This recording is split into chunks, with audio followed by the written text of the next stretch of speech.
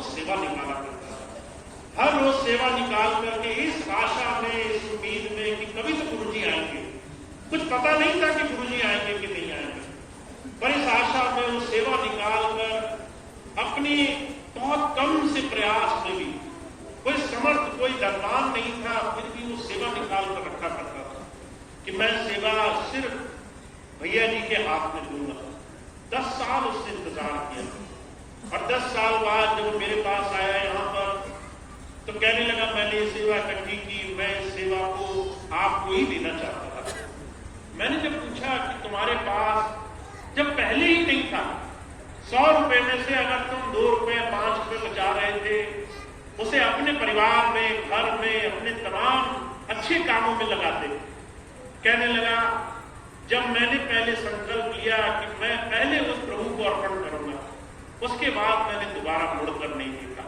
उसके बाद पहले मैंने उस प्रभु के नाम पर सेवा निकाली, उसके बाद मैंने अपने जीवन में अपने काम में खर्च किया। हुजूर कहा करते थे आप पहले संपन्न बनोगे तब सेवा निकालोगे, ये बहुत बड़ी भ्रांति है। जब कोई बहुत धनी हो जाता है ना तो कई बार उसकी जेब से फूटी पाई नहीं निकलती, और जब कोई अपनी दरिद्रता में, गरीबी में, अपनी बेचारगी में, अपने बहुत कमी में भी अगर गुरु के नाम, उस प्रभु के नाम, उस सेवा भाव के लिए छोटा सा देने का भाव रखता है। हुजूर कहा करते थे उस दिन जीवन में सत्संगी होना क्या है वो जीवन में आने लग जाता है। तो हुजूर कहा करते थे संतों से मांगते सभी हैं, पर जिसने जीवन में देना शुरू किया उस प्रभु के नाम पर, उसके जीवन में सबसे पहले ये चमत्कार होना शुरू हुआ है। तो हमारे लिए समझना बहुत भाग्यशाली का काम है, ये बहुत भाग्य का काम है हमारे जीवन में कि हमें जब गुरु का, एक संत का सानिध्य मिले, उस वक्त हम छोटा सा भाव अपने जीवन में समझ जाए कि हम अपने जीवन में तभी कुछ पाने योग्य बनेंगे जब पात्रता अंदर आने लगेगी। अंदर से हम उस प्रभु की दया बहन धारण करने के लिए तैयार बनने वाले बन जाएंगे। कुछ चीजें जो मैं देखता हूं, जो मैं हमेशा चाहता हूं आप लोग अपने जीवन में धारण करें।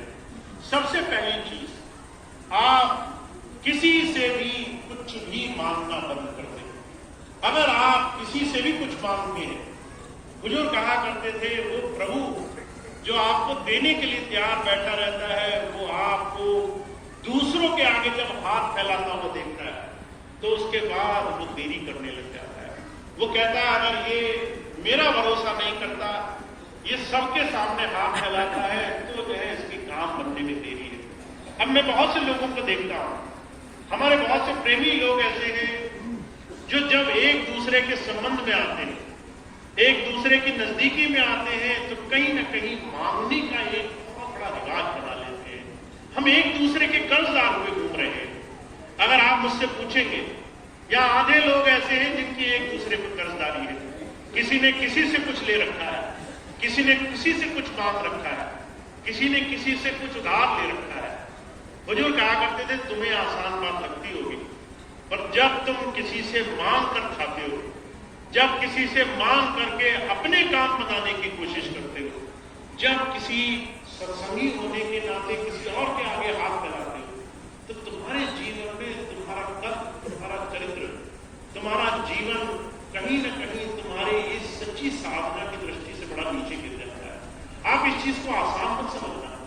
हर एक इंसान जब भी किसी से मांग कर खाएगा, तब उसके जीवन में कहीं न कहीं अच्छाई का रास्ता बंद होने लग जाएगा। और आप इस चीज को अगर गौर से देखना चाहो, अभी कुछ ही दिन पहले की घटना सुनाता हूं। लखनऊ में एक जगह सत्संग हुआ।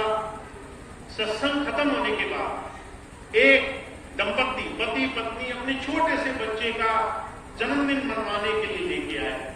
मुझे बड़ा आश्चर्य हुआ। मैंने कहा कि बच्चे का जन्मदिन घर पे मनाते खुशी से, यहाँ आशीर्वाद ले लेते, काफी होता। कहने लगे नहीं, हम यहाँ जन्मदिन आपके सामने मनाएंगे। वो लेकर आए केक कटवाने के लिए, पाश्चात्य सभ्यता है, केक काटकर जन्मदिन मनाने का रिवाज। अब वो लेकर आए, जब उन्होंने सारा कार्यक्रम कर लिया तो जेब से 10 रुपए निकाले और अपने बच्चे की बाल फेर करी। और जब बाल फेर करी तो जो हमारे हाथ में दे गए कि गुरुजी ये आपकी सेवा। देखा देखी 10 लोगों ने और करी। अब आप इस चीज का भाव समझना, जब एक माता पिता प्रियजन अपने बच्चे का वार भेंट करता है तो वो क्या कहता है कि इसकी सभी समस्याएं, इसका सब दुख, इसके सब कष्ट, इसकी सब परेशानियां मैं गुरुजी को समर्पित करता हूं। अगर आप अपने जीवन में कभी भी इस भाव को समझो, किसी का लिया हुआ आपने जीवन में इस्तेमाल किया, वो भाव से, वो कर्मों से खाली नहीं होगा। कोई आपको ऐसे ही कुछ नहीं दे देगा, वो अपने कर्म साथ में देगा, वो अपनी बुराई साथ में देगा, वो अपने जीवन में अच्छे बुरे हजार कर्मों का भोग आपको साथ में देगा। जब भी आप किसी से मांग कर खाओगे, चाहे वो पैसा मांगते हो, चाहे वस्तुएं मांगते हो, चाहे किसी की दी हुई एक छोटी सी चीज मांगते हो, वो चीज कभी कर्म से खाली नहीं होगी। इसलिए मैं हमेशा सभी भाई बहनों को कहता हूं, अगर किसी के घर जाओ तो कुछ भी हो सके कम से कम एक मुट्ठी चावल लेकर जाओ। अगर कुछ नहीं दे सकते तो कम से कम जितना खाया उतना उनके बच्चों को देकर आओ। अगर कुछ नहीं कर सकते तो कुछ ना कुछ उतार कर आओ।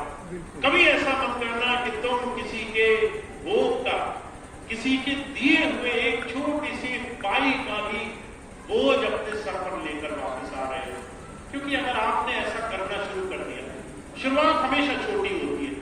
जब भी आप जाओगे आप कहोगे अरे एक रोटी तो खाई, इसमें क्या बुरा किया, अरे हमने दूसरे से थोड़ा सा प्रसाद ही तो लिया, इसमें क्या बुरा किया, किसी ने हमें नेकी तो दे दिया, क्या बुरा किया।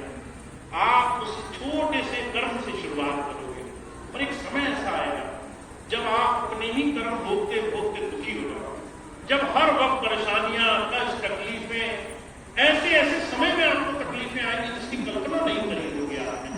मेरे पास बहुत से भाई बहन आते हैं, कहते भैया जी क्या इतने ही बुरे कर्म है हमारे, हम काटते काटते परेशान हैं, हमारे कर्म नहीं दूर हो रहे, हम देखकर चलते हैं ठोकर लग जाती है, हम जो है सारी चीजें समझ कर करते हैं फिर भी मुसीबत आ जाती है।